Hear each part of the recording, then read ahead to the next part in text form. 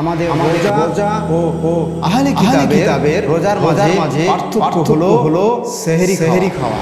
বরং এটি মুসলিমদের রোজাকে অন্যান্য রোজার থেকে পৃথক করে আলাদা করে যা ইসলামের স্বকীয়তা বজায় রাখে এবং এটি রোজাদারকে সারা দিনের জন্য শারীরিকভাবে ও মানসিকভাবে প্রস্তুত করে। মুমিনের শ্রেষ্ঠ সেহরি হলো খেজুর।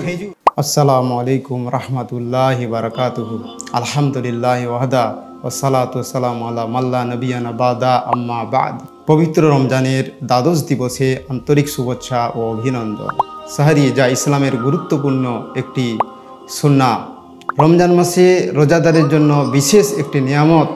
এটি শুধুমাত্র শরীরকে রোজার জন্য প্রস্তুত করে না, বরং এতে রয়েছে অপারগ বরকত এবং সওয়াব নেকি।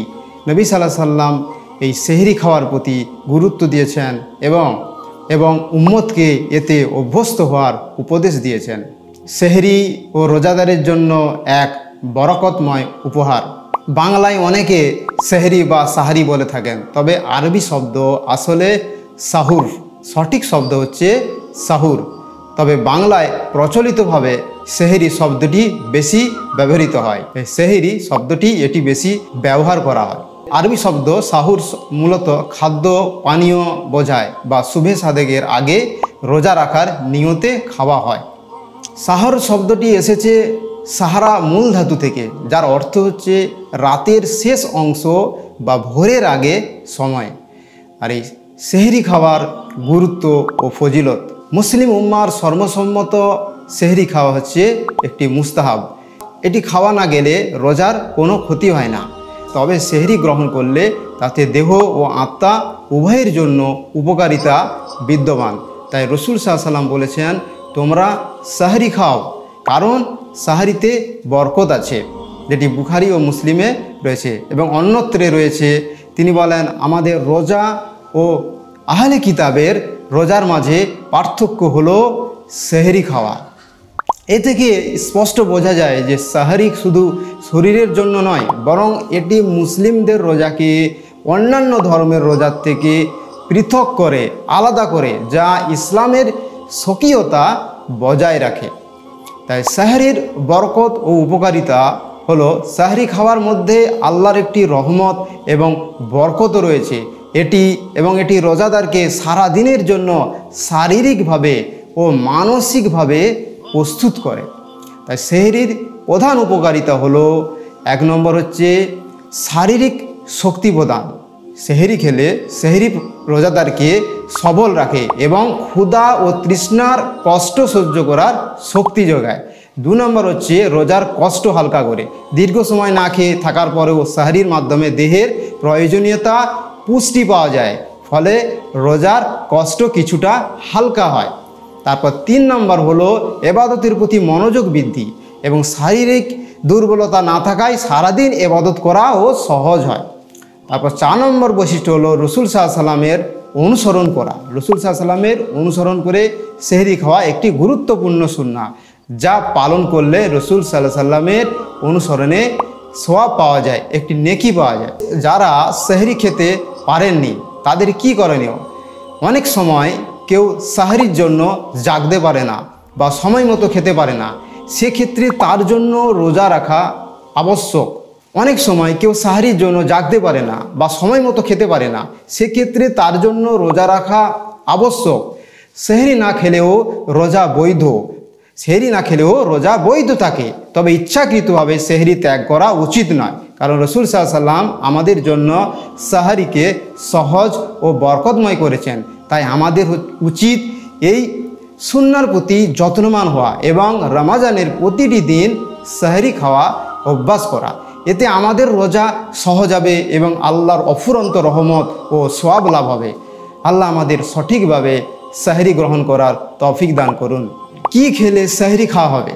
সেহরিতে কি খাওয়া যেতে পারে? সেহরি একটি ইসলামিক জীবনযাত্রার একটি গুরুত্বপূর্ণ অংশ, যা রোজাদারের জন্য শারীরিক ও আত্মিক শক্তির উৎস।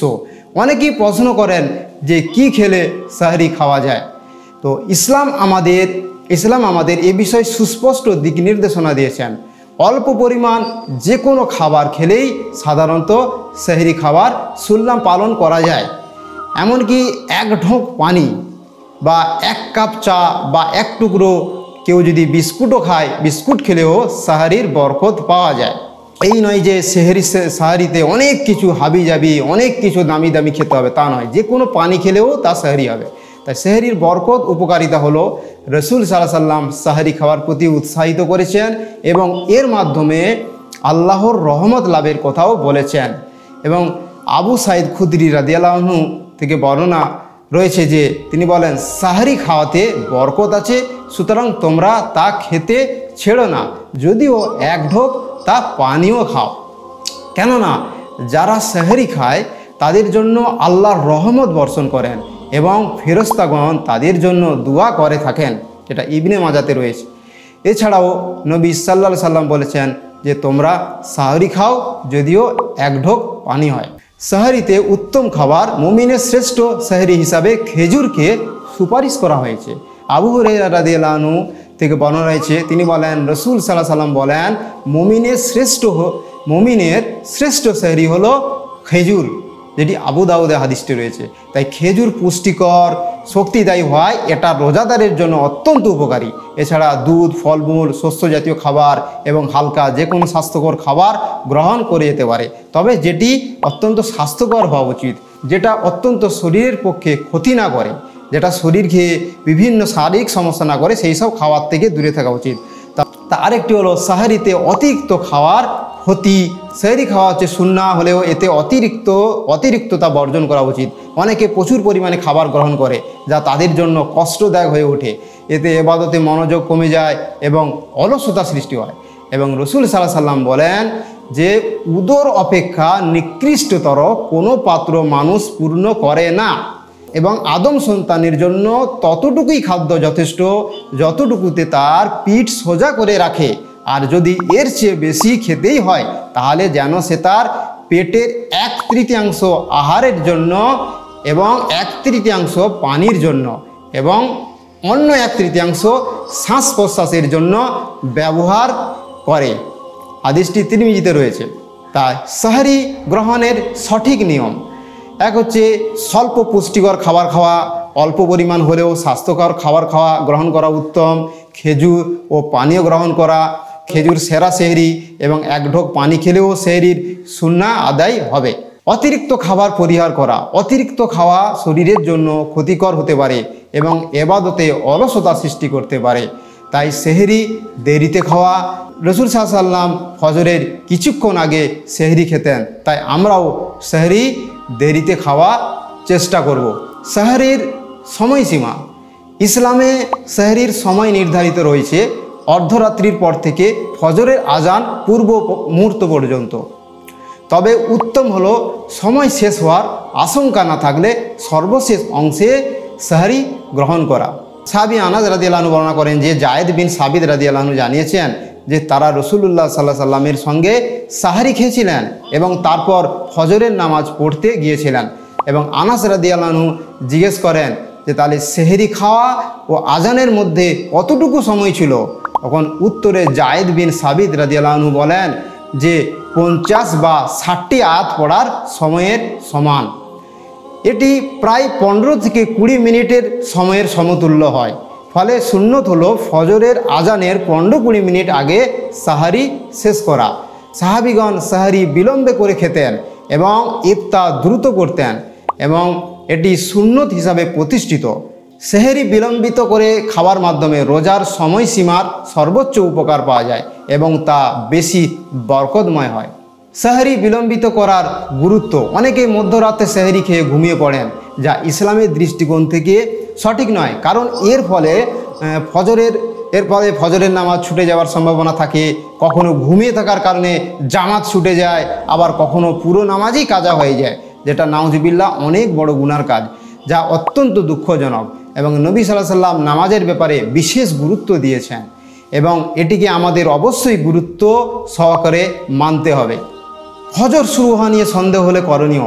রমজান মাসে সেহরি ও রোজার বিধান অত্যন্ত গুরুত্বপূর্ণ, তবে অনেক সময় ফজর উদয় হওয়ার ব্যাপারেও সন্দেহের সৃষ্টি হয়, যা মুসলিমদের মধ্যে বিভ্রান্তি তৈরি করতে পারে।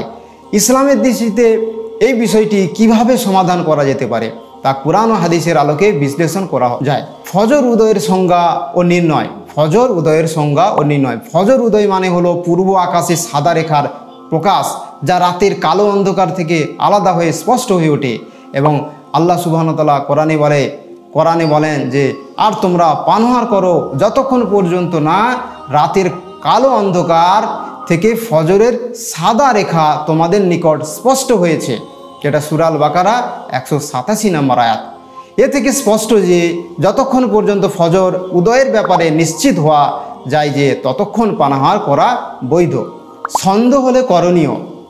যদি কেউ ফজর উদয় ফজর হওয়ার ব্যাপারে সন্দেহ করে, তবে সে নিশ্চিত না হওয়া পর্যন্ত পানাহার করতে পারে। এবং ইবনে আব্বাস রাদিয়াল্লাহু আনহু বলেন যে, যতক্ষণ সন্দেহ থাকে ততক্ষণ খেয়ে যাও, যখন সন্দেহ দূর হবে তখন খাওয়া বন্ধ করো। ইমাম আহমদ রহমতুল্লাহ আলাইহি বলেন, যদি ফজর হওয়ার ব্যাপারে সন্দেহ থাকে তবে ততক্ষণ পর্যন্ত না নিশ্চিত হওয়া যায় ততক্ষণ পানাহার করা বৈধ। তাই ভুলবশত ফজরের পর খাওয়া হলে কি হবে? ভুলবশত ফজরের পর খাওয়ালে কি হবে? যদি কেউ ফজরের হয়নি মনে করে পানাহার করে এবং পরে জানতে পারে যে ফজরের ইতিমধ্যে উদিত হয়েছে, তবে তার রোজা শুদ্ধ থাকবে এবং কাজা করার প্রয়োজন নেই, কারণ সে অনিচ্ছাকৃতভাবে ভুল করেছে, যা ইসলামে ক্ষমার যোগ্য বলে বিবেচনা করা হবে। তবে যদি সে নিশ্চিত হয় যে ফজর উদিত হয়েছে এবং তবুও খাওয়া দাওয়া করে, তাহলে তার রোজা বাতিল হবে এবং তাকে পরবর্তীতে কাজা করতে হবে। আজান ও ফজরের সম্পর্ক। মুয়াজ্জিন যদি নির্ভরযোগ্য হয় এবং তার আজান ফজরের সঠিক সময়ের সাথে সামঞ্জস্যপূর্ণ হয়, তবে তার আজান শোনার সাথে সাথে পানাহার বন্ধ করতে হবে। তবে যদি মুয়াজ্জিন নির্ধারিত সময়ের আগেই আজান দেন, তাহলে তার আজান শুনে পানাহার বন্ধ করা জরুরি নয়। রাসূল সাল্লাল্লাহু আলাইহি ওয়াসাল্লাম বলেছেন যে, ইবনে উম্মে মাকতুমের আজান না দেওয়া পর্যন্ত তোমরা পানাহার করো, কারণ সে ফজর উদয় না হলে আজান দেয় না, যেটা সহিহ মুসলিমে হাদিস রয়েছে। বিদআত ও সতর্কতামূলক অতিরঞ্জন। ফজরের নির্ধারিত সময়ের পূর্বে সতর্কতামূলকভাবে পানাহার বন্ধ করে দেওয়া বিদআত হিসাবে গণ্য হয়। কিছু পঞ্জিকায় সেহরির শেষ সময় ও ফজরের আজানের সময় পৃথকভাবে দেখানো হয়, যা ইসলামের মূলনীতির পরিপন্থী। কারণ আল্লাহ নির্দিষ্ট করেছেন যে পানাহারের শেষ সময় হলো ফজরের সাদা রেখা স্পষ্ট হওয়া। তাই শেষ কথা বলবো যে ইসলামের সহজ সরল বিধান অনুসারে ফজর উদয়ের ব্যাপারে নিশ্চিত না হওয়া পর্যন্ত পানাহার করা বৈধ। অযথা সন্দেহের ভিত্তিতে পানাহার বন্ধ করা উচিত নয়। তাই আমাদের উচিত নির্ভরযোগ্য ইসলামী পঞ্জিকা বা ইসলামিক অ্যাপস অনুসরণ করা এবং যথাসময়ে আজান দিয়ে মুসলিম উম্মাকে বিভ্রান্তির হাত থেকে রক্ষা করা। আল্লাহ আমাদের সঠিক পথে পরিচালিত করুন এবং রমজান মাসের রোজাকে কবুল করুন।